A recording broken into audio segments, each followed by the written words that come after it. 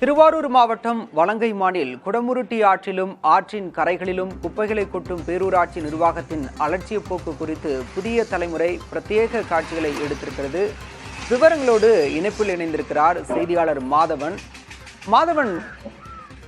நீர்நிலையை பாதுகாக்க வேண்டிய பேரூராட்சி நிர்வாகமே இப்படி குப்பைகளை கொட்டி ஒரு சுகாதார சீர்கேட்டை உருவாக்கும் சூழலை உருவாக்கி இருக்கிறது. பேரூராட்சி நிர்வாகம் சார்பில் என்ன விளக்கம் அளிக்கப்பட்டிருக்கிறது? இதனை தடுக்க என்ன நடவடிக்கை எடுக்கப்பட்டிருக்கிறது?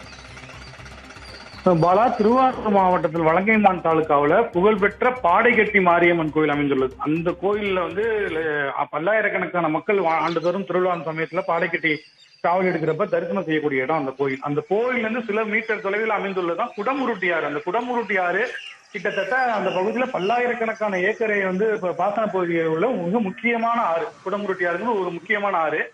அந்த ஆற்றங்கரையிலையும் ஆற்றுக்குள்ளேயும் இந்த வலங்கைமான் பேரூராட்சி நிர்வாகம், நீங்க கூட அந்த லாரியில பாத்துருப்பீங்க, வலங்கைமான் தேர்வுநிலை பேரூராட்சின்னு எழுதியிருக்கும். அவங்க லாரியா குப்பைகளை அந்த ஆற்றங்கரை ஓரத்திலையும் ஆற்றுக்குள்ளேயும் கொட்டுறாங்க. அது மட்டும் இல்லாம அந்த வலங்கைமான் பேரூராட்சியில் உள்ள இறைச்சி கடைகள் எல்லாமே, இந்த கோழி கழிவுகள், ஆட்டு இறைச்சி கடைகள், அதில் உள்ள அந்த கழிவுகளையும் அங்கே கொட்டுறாங்க. இந்த பாதை, அந்த ஆற்றங்கரை பாதை இருக்கு பாருங்க, அந்த பாதை வழியாக 5க்கும் மேற்பட்ட கிராமங்கள் உள்ளன. இது போய் குடவாசலை இணைக்கிறது.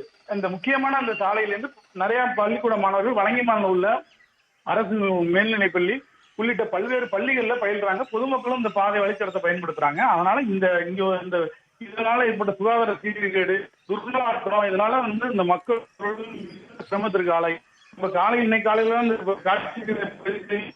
இது குறித்து பேரூராட்சி நிர்வாகத்துல என்ன மாதிரி நடவடிக்கை எடுக்க போறீங்க? உங்களுக்கு குப்பை கொட்டுறது வேற இடம் நீங்க ஒதுக்க போறீங்களா? ஏன்னா உங்க மக்கள் அவங்க கோரிக்கை தான் வச்சிருக்காங்க. நீங்க குப்பை வெட்டுறது மாத்தீங்கன்னு சொல்லிருக்காங்க. அதே போல நீர்வளத்துறை அதிகாரிகளும் இது உரிய நடவடிக்கை எடுக்கப்படுமா என கேட்கப்பட உள்ளது. பாலா, விவரங்களுக்கு நன்றி மாதவன்.